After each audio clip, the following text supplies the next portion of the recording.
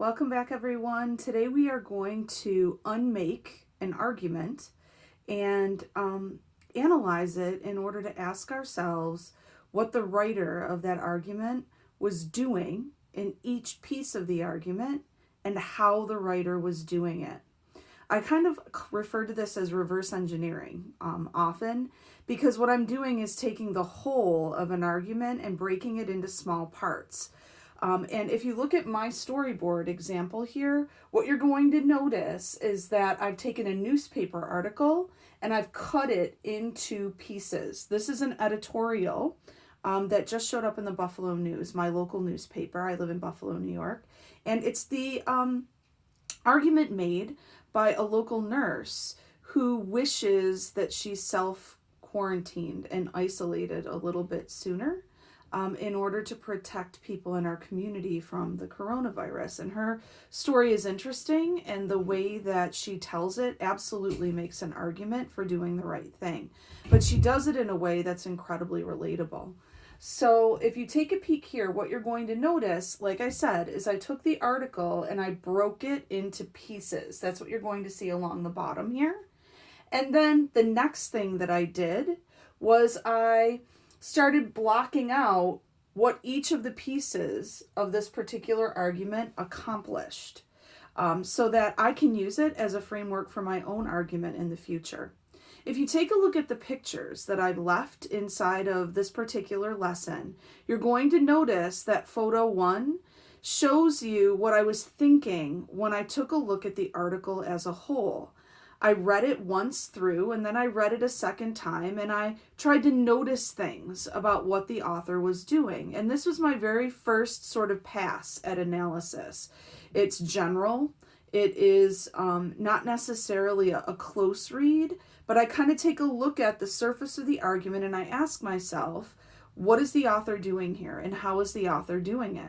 Take a look at my first photo and you're going to see what I was thinking. Some of the things that I noticed were things like Mercedes, the nurse that's referred to in the article. I noticed right in the first paragraph she uses social media, just like the rest of us do. And that she was noticing things on social media that were concerning to her, and she also was reflecting on her own behavior that all of us are kind of wrestling with right now. How distant are we supposed to be? And if I feel okay and I can't see a virus, should I be responding in any way? Should that be changing the way that I behave? I noticed that Mercedes uses story, or the writer uses Mercedes' story, and that the use of story makes me feel closer to her, and it kind of connects me to the argument that she's trying to make. It helps me empathize with her a little bit more. I noticed that there are 4 different pieces of evidence that are used in this particular argument. Mercedes' personal experience as a nurse in the time of coronavirus. Also, Mark Polenkar's, who is our Erie County executive, there is a quote from him and some thoughts that he shares as well from his vantage point. There are statistics about those who are infected with coronavirus, those who are dying from it, as well as some interesting statistics about young people and how they're experiencing this, particularly in Buffalo, New York. And then there is some information, some more evidence shared from Kentucky Governor Andy Beshear. So different kinds of evidence are shared. That was one of the first things that I noticed. I also noticed this is a really timely topic. The argument that's being made is one that a lot of us need to hear right now in this moment, and it serves us all really well. And if you remember in my lesson yesterday, we talked about the fact that quality arguments serve the reader well, and they call them to action in ways around issues and topics that are of importance to them right now. I also noticed at my first read that Mercedes humbles herself. She made a mistake and she's owning up to it in this particular argument. Also, there is a counterclaim. I noticed in the article that there are people who disagree with Mercedes' perspective. And it's why this particular writer is making this argument or this claim. There are people who are not practicing social distancing. But rather than just coming out and stating it, what the author of this particular argument is doing is sharing a story. What I'd like you to do is look at the first photograph that you'll find in this lesson. And what you're going to see is how I looked at the whole article and I pulled out those greater noticings about it. The next thing that I did, and you're going to see it in the next photograph, was I created a storyboard. I began by cutting the article into pieces. And I put each piece of the article in order on this particular foam board. You may not use a foam board. You can use a sheet of paper, you can use a notebook, you can sketch or doodle about it if you'd like to. You can even leave it whole if you wish to and just annotate and kind of block off the pieces of the argument for yourself, because that's what we really want to get to today, the structure. How did the argument writer structure the argument? Breaking it into pieces, unmaking it from that whole, and breaking it into small parts helps us notice and define the structure better. The next thing that I did, and you're going to see it in the photos inside of this lesson, was I asked myself, what is the author doing? In this particular first paragraph, the author is making a claim. Then the author adds some context to that claim by sharing a bit of her story and some details from her own story, which personalizes the argument for her, and it also helps her identify with her audience. There's 3 pieces of evidence that are shared: marked polling cars, the statistics, personal experience, and then there's a description of exactly how people might disagree or are disagreeing with her particular claim. There's a description of people that are still gathering, particularly young people, and not practicing social distancing. Her last paragraph, or the last paragraph of this argument, calls readers to action. And it does so by, again, wrapping story back into the process. So the next step of my particular argument writing planning process was to break the argument that I'm studying into small parts and then ask myself, what is the author doing?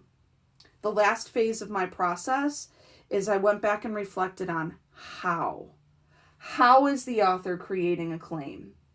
Mercedes used social media just like us. And when the argument writer leads with that little fact, it helps me relate to her. And this is a rhetorical device that is critical for argument writers, and it's one that people use often. If I can share personal experiences, personal reflections that are kind of similar to yours as a reader, you're going to identify with me a little bit more. And if you identify with me, the chances that I'm going to be able to persuade you are even greater. So she not only, the article or the editorial writer not only makes the claim, but does so in a way that helps me identify with the subject of that argument. There's a little bit of context and detail. Her story is told. And oftentimes when we can weave story into our arguments, we're able to help our readers identify with us even further and empathize with different characters and situations inside of that story and the conflicts inside of it as well. So argument writing isn't just highly analytical. It isn't just cold. Great arguments are infused with story, and you see it here. In addition to that, we have varied kinds of evidence. So the editorial writer, the argument writer, didn't just simply use evidence. The editorial writer used varied kinds of evidence. The counterclaim isn't simply stated. The editorial writer doesn't simply say, well, there are people who disagree with social distancing and they're kind of doing whatever they want. No, the editorial writer actually sets a scene. And the scene, one of the scenes, is beaches down south, and how people are still flocking to those beaches, and even people are hosting house parties even though they've been told not to do that. So what I'm noticing is how the editorial writer establishes the claim is by setting a scene. And then lastly, the call to action includes a bit of dialogue that is really interesting and allows us to hear people's reflections and hear the warning inside of the story, rather than just feeling like we're being told what to do by the editorial writer.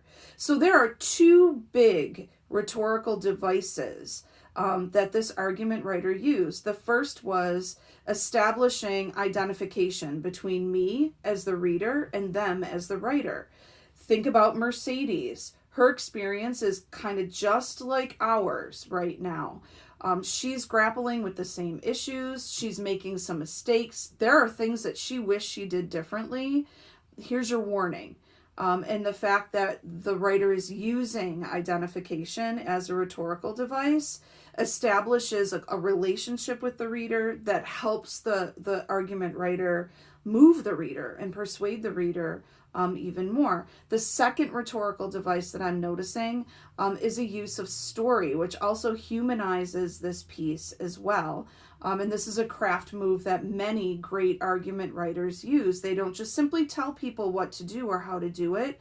They tell a story, and that story really influences and moves the reader to take action. In today's work, what I'm going to invite you to do is, again, look at my pictures so that you can get a close-up of all of these different pieces. I started with a whole argument, then I broke the argument on the editorial. I used scissors and cut it up and broke it into pieces, and I placed them in order. And then I asked myself, what is the writer doing in each of these pieces? And I thought about how the writer was doing it. What sort of devices or craft moves is the writer making? I want to invite you to do the same thing with an argument of your own choice today. This is going to help you create a structure that we'll begin to work with as we move forward in future lessons. You will use this structure to create your own argument as well.